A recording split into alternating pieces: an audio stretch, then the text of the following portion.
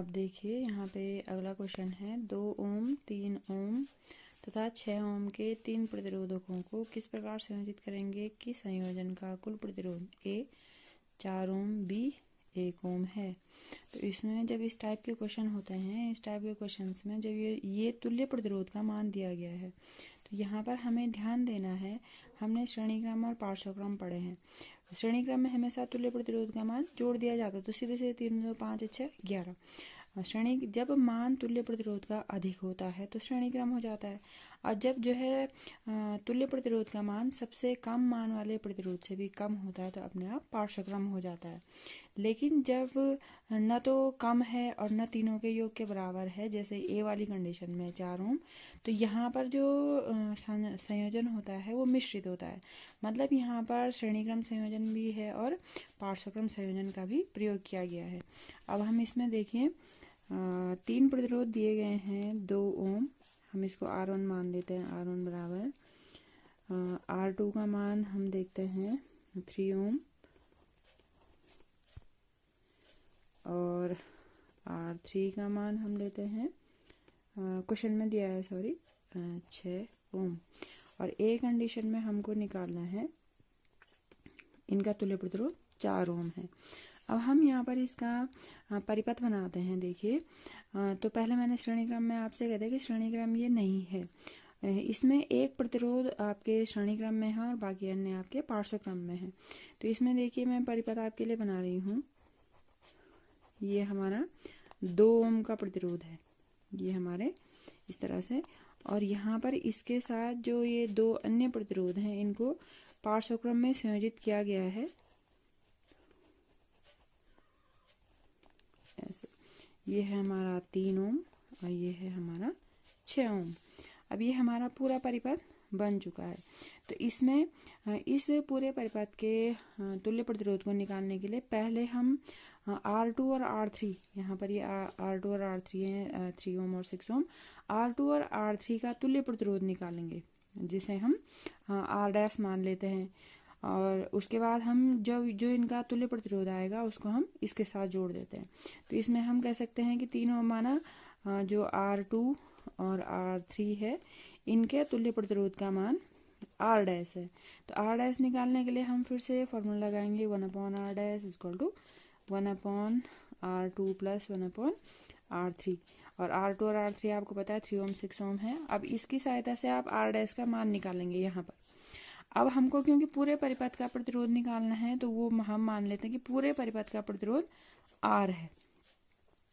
अब R निकालने के लिए देखिए जो यहाँ पर इनका तुल्य प्रतिरोध है और ये प्रतिरोध है वो श्रेणी क्रम में है, ये दोनों आपस में पार्श्वक्रम में है, लेकिन इनका तुल्य प्रतिरोध इसके साथ श्रेणी क्रम में है। तो टोटल R को निकालने के लिए हम यहाँ पर R1 जो 2 ओम है प्लस जो हमने R' इन दोनों का तुल्य प्रतिरोध निकाला है, तो उन दोनों का जो योग होगा वो R आ जाता है।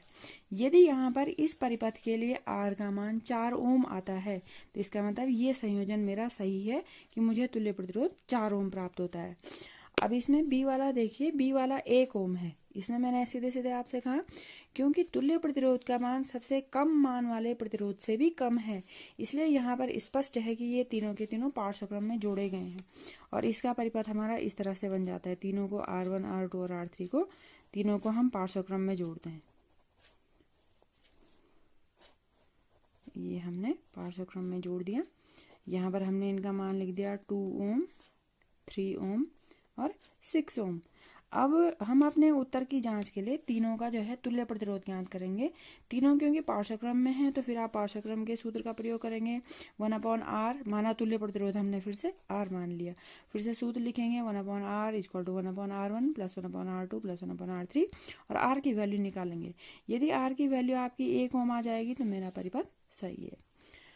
अब अगला क्वेश्चन 4 ओम 8 ओम 12 ओम तथा 24 ओम प्रतिरोध की 4 कुंडलियों को किस प्रकार संयोजित करें कि संयोजन से A अधिकतम B निम्नतम प्रतिरोध प्राप्त हो सके। तो बच्चों आपको पता है अधिकतम प्रतिरोध श्रेणी क्रम में प्राप्त होता है और निम्नतम प्रतिरोध आपके पार्श्वक्रम में प्राप्त होता है। तो आप इनको एक बार श्रेणी क्रम में जोड़िए और फिर आप इसका तुल्य प्रतिरोध ज्ञात कीजिए। फिर आप इनको पार्श्वक्रम में जोड़िए, परिपथ भी बनाइए पार्श्वक्रम में जोड़ करके, फिर आप उनका तुल्य जो प्रतिरोध है वो पार्श्वक्रम के सूत्र से ज्ञात कीजिए। तो इसको करने का प्रयास कीजिए। फिर आपका अगला क्वेश्चन है, देखिए 1 घंटे में 50 वॉट विभवांतर। बच्चों यहाँ पर ये आपकी, यदि आपकी किताब में W छपा हुआ तो ये गलत है। विभवांतर का मात्रक आपका होता है वोल्ट, तो इसको V कर दीजिए। 50 वोल्ट विभवांतर से 96,000 कूलाम आवेश को स्थानांतरित करने में उत्पन्न ऊष्मा परिकलित कीजिए। तो आपको मैंने कहा है, जब भी हम कोई आंकिक प्रश्न करते हैं, सबसे पहले जो प्रश्न में दिया है उसको नोट करते हैं। प्रश्न में दिया है हमको समय, उसको चिन्ह सहित समय t बराबर 1 आवर दिया गया है, और सेकंड दिया गया है हमको आवेश, इसका प्रतीक Q, ये हमको दिया गया है 96,000 कूलाम। और तीसरी चीज हमको दी गई है इसमें विभवांतर दिया गया है V, ये दिया गया है हमको 50 वोल्ट। अब इसमें आपको ध्यान देना है कि हमने जो ये विभवांतर और ये जो आवेश जो हमने चैप्टर में पढ़े हैं, वहां पर जो हमको समय होता है वो हमको सेकंड में चाहिए होता है, तो आप इसको सेकंड में बदल देंगे। आपको पता है इसमें सीधे सीधे आ जाएगा 60 × 60 = 3600 सेकेंड्स। तो 1 आवर को आपने सेकंड में बदल दिया है और ये आपको मिल गया। अब इसके बाद जो हमने क्वेश्चन में निकालना है उत्पन्न ऊष्मा के लिए मैंने आपसे कहा था उत्पन्न ऊष्मा को प्रदर्शित किया जाता है H, और जूल के तापन के नियम के अनुसार इसका फॉर्मूला है I²RT। अब देखिए क्वेश्चन में हमको इनमें से केवल T दिया गया है, T का मान दिया गया है, हमको I और R ज्ञात करनी है। तो I ज्ञात करने के लिए प्रश्न में दिए गए चीजों के आधार पर आप I ज्ञात कीजिए।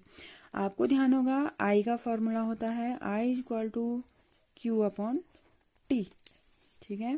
तो Q/T, Q क्वेश्चन में दिया है, T क्वेश्चन में दिया गया है। आप Q/T से I का मान ज्ञात कीजिए। अब हमको चाहिए R, तो R ओम का नियम होता है V = IR। यहाँ पर इस फॉर्मूला को यूज करके आपको I मिलेगी। V ये क्वेश्चन में दिया गया है 50 वोल्ट, यहाँ पर आप लिख देंगे 50 वोल्ट = I आपको यहाँ से मिल गई × R। केवल R अज्ञात है, तो यहाँ आपको प्रतिरोध मिल जाता है। ओम के नियम से आप प्रतिरोध निकालेंगे।